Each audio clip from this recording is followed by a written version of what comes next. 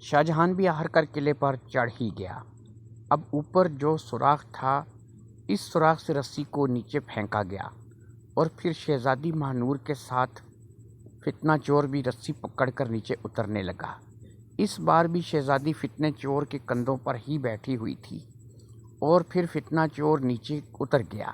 اب کیونکہ رسی نیچے کی طرف ہی لٹک رہی تھی تو بادشاہ شاہجہان بھی رسی کے ساتھ ساتھ ہی نیچے اتر گیا اور پھر وہ بھی نیچے پہنچ گیا۔ اب تینوں نیچے تو اتر گئے مگر نیچے بے حد اندھیرا تھا، ہاتھ کو ہاتھ دکھائی نہیں دے رہا تھا۔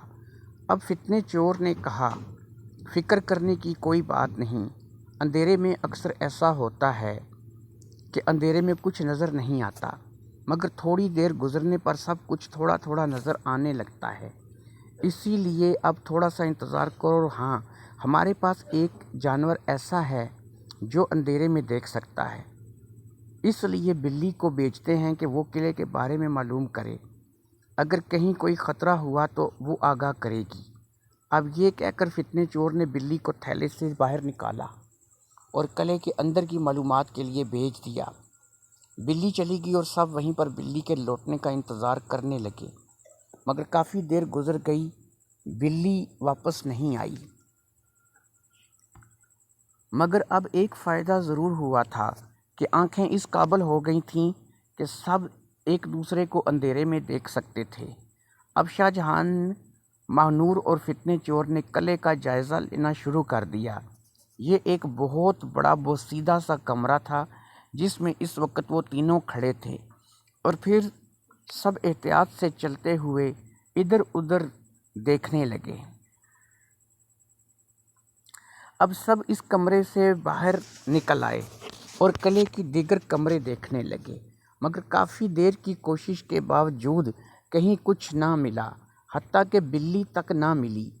سب باری باری ہر جگہ کا جائزہ لیتے ہوئے قلعے میں گھوم رہے تھے مگر کافی وقت گزرنے کے باوجود بھی کہیں نہ ہی شہزادی پانچ پھول رانی کی بہن کا پتہ چلا اور نہ ہی کسی کو بلی کا پتہ چلا۔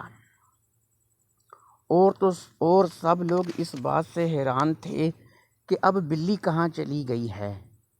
اب شہزادی کے ساتھ ساتھ بلی کی بھی تلاش جاری تھی مگر نہ ہی شہزادی ملی نہ ہی بلی کا کچھ پتہ چلا۔ اس امر نے سب کو پریشان کر دیا۔ سب سے زیادہ پریشان ماہنور تھی کیونکہ وہ پہلی بار ایسی صورتحال کا سامنا کر رہی تھی۔ اب فتنہ چور نے کہا، جانور کی حس بہت تیز ہوتی ہے۔ اب ایک گلہری ہے جو کہ جانور ہے، اس کے علاوہ مکوڑے ہیں، ان سب کو بھی آزاد چھوڑنا ہوگا۔ یہ سب بھی شہزادی اور بلی کو تلاش کریں گے۔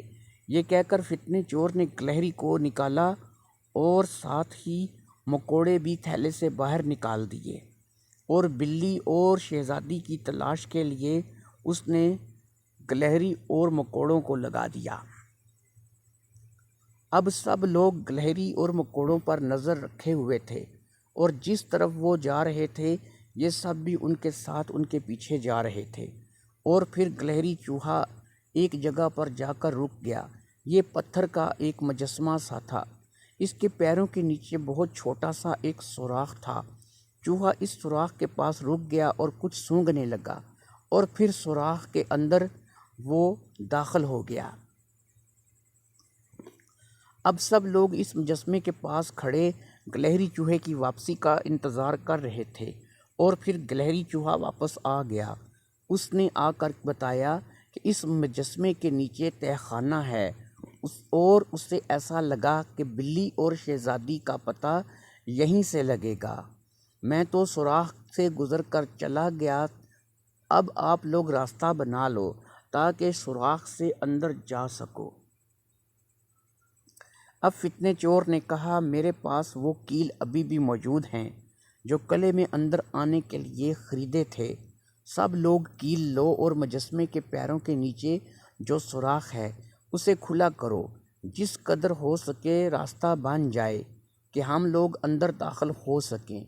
اور پھر سب نے فتنہ چور کے کہنے پر اپنا اپنا کام شروع کر دیا اور کافی دیر کی محنت کے بعد سوراخ اس قدر کھلا ہو گیا کہ اس سے اندر داخل ہوا جا سکے۔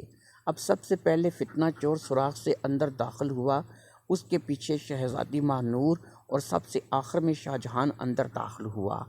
یہ بھی ایک بہت بڑا ہال نما کمرہ تھا۔ بلی مل گئی، وہ اسی کمرے میں تھی۔ بلی اپنے پنجوں کی مدد سے اس کمرے کی ایک دیوار کو مسلسل رگڑے جا رہی تھی، کورید رہی تھی۔ فتنہ چور نے بلی کو مخاطب کیا تو بلی نے مڑ کر سب کو دیکھا اور کہا، شہزادی اس دیوار کی دوسری طرف ہے۔ میں شہزادی کی حس کو محسوس کر سکتی ہوں۔ ہاں مگر شہزادی اکیلی نہیں ہے، کوئی اور بھی ہے جو اس طرف شہزادی کے ساتھ ہے۔ میں اس کی حس کو بھی محسوس کر سکتی ہوں۔ اب ہم کو دیوار کی دوسری طرف جانا ہوگا۔